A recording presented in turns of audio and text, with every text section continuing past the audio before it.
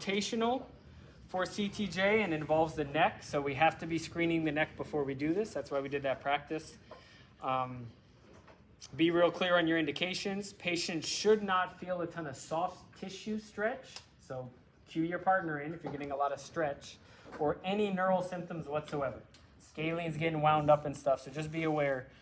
Those are two things we're looking for. A ton of muscle stretch or any neurologic complaint like tingling. From here, we'll set it all up. Jacob, go ahead and scoot all the way to me, so all the way to the side, and turn and put your left cheek right there like that. Yep. So this is the first setup. Get him close and let this arm rest, and in fact, I'm going to let him go ahead and hug the table.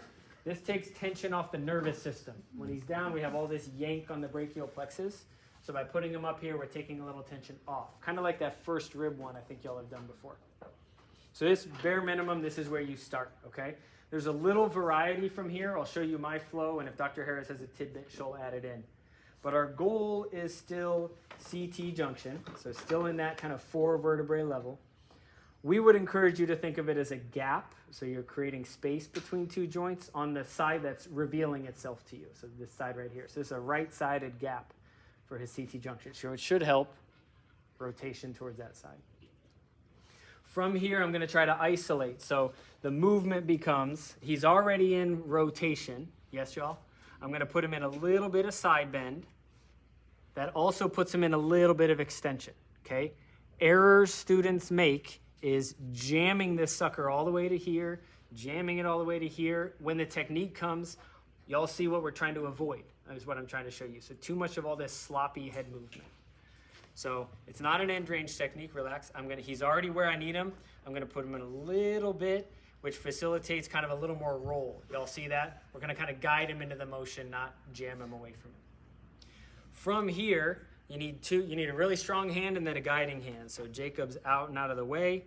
My hand's here, keeping it kind of going that direction. This hand doesn't do a lot of movements. It's a little more of a block, if you will. Now this is where I get the rest of my traction. So I'm almost there. But now oh, sorry, I already got it. The example I give is this hand, I think Dr. Harris's angle is perfect, should be going down towards like my knee, my toe. There's a medial and inferior angle to it, which is driving this into closing, which causes this side to open. I'm big visually, so I hope that kind of helps with y'all. So we're here, and then the force, y'all, is everything we've done with manips. I could argue grade 1, grade 2, grade 3, grade 4, and then 5 would be full tension, manipulate through. 80-20, 90-10. I mean, Jacob feels firm here, okay? Bring it back to the start. We'll go one more run through. We'll talk a little more hand placement, and then y'all can practice. Prone, the side I'm trying to improve, showing itself to me, but commonly we'll check both sides and do both. I get his arm here to set the brachial plexus out of my way. I'm confirming he feels good, no tension. I'm gonna put him into a little more side bend rotation extension.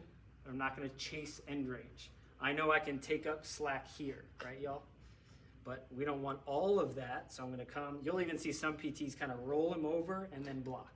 It's another technique that's used.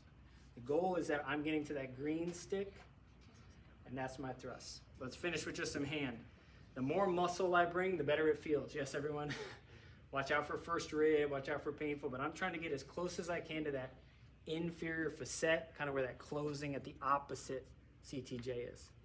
Once I'm there, I'm getting my forearm lined up, I'm checking for that springy end feel, and I'm ready to thrust right through.